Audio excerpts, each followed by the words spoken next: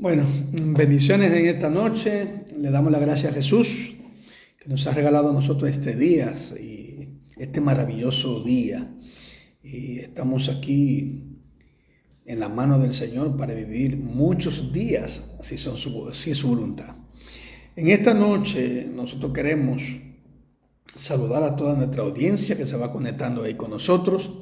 Estaremos hablando por unos minutos sobre la crítica textual. Nosotros vamos a empezar toda una serie hablando de crítica textual, crítica literaria, crítica de las tradiciones, crítica de la redacción y todos estos elementos que están vinculados con el campo de la ciencia bíblica.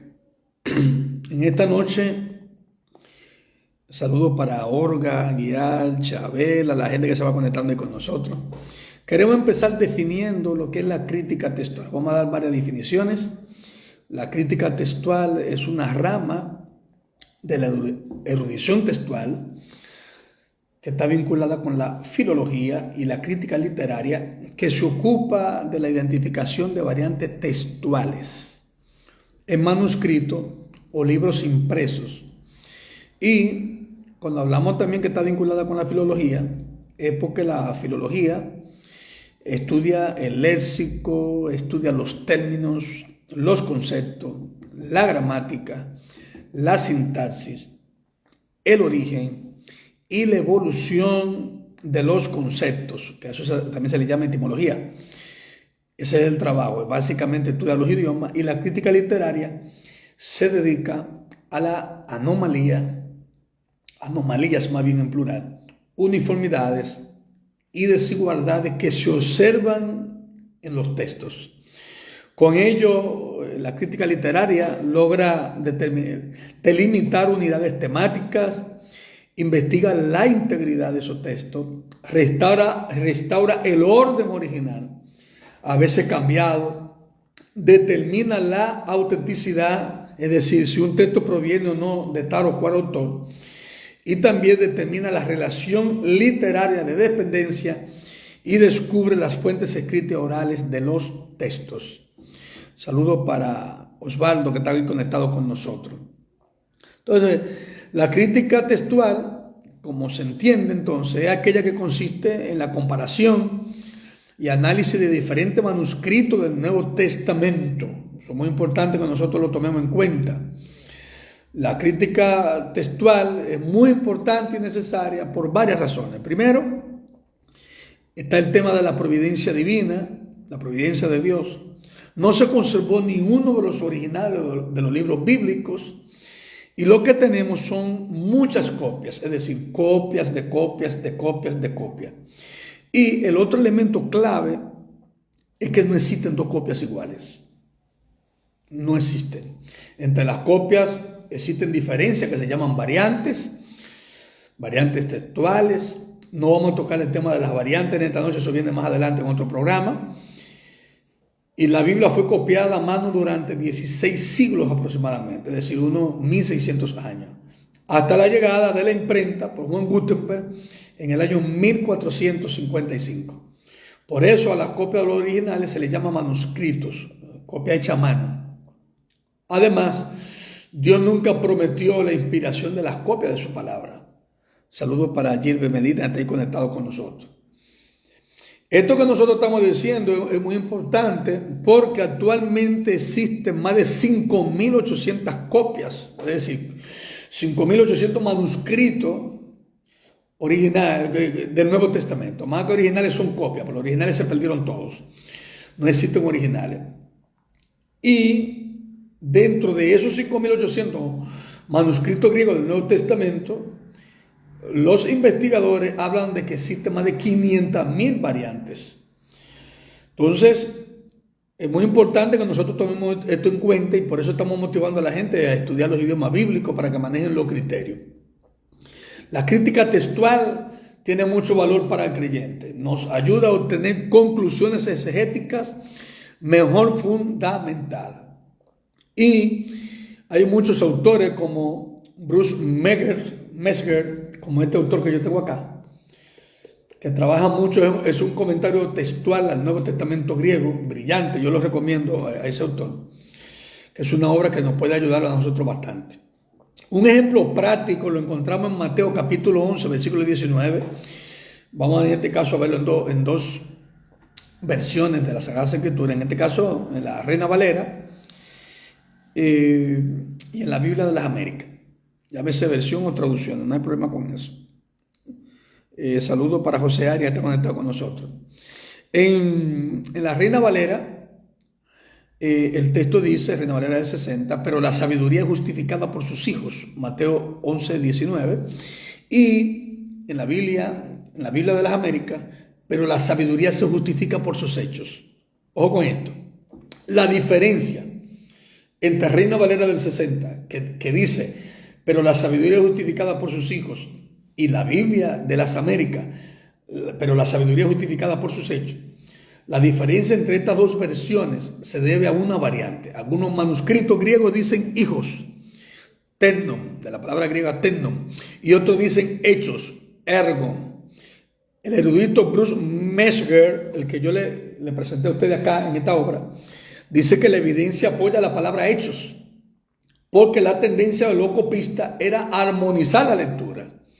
En este caso es más probable que un copista cambiara hechos por hijos para armonizar ese texto con Lucas 7:35, que es el texto paralelo a Mateo 11:19, que dice hijos. Esto es muy importante que nosotros lo tomemos en cuenta. Entonces la crítica textual tiene mucho valor para el creyente, mucho valor para la iglesia, porque nos ayuda a obtener conclusiones exegéticas mejor fundamentadas.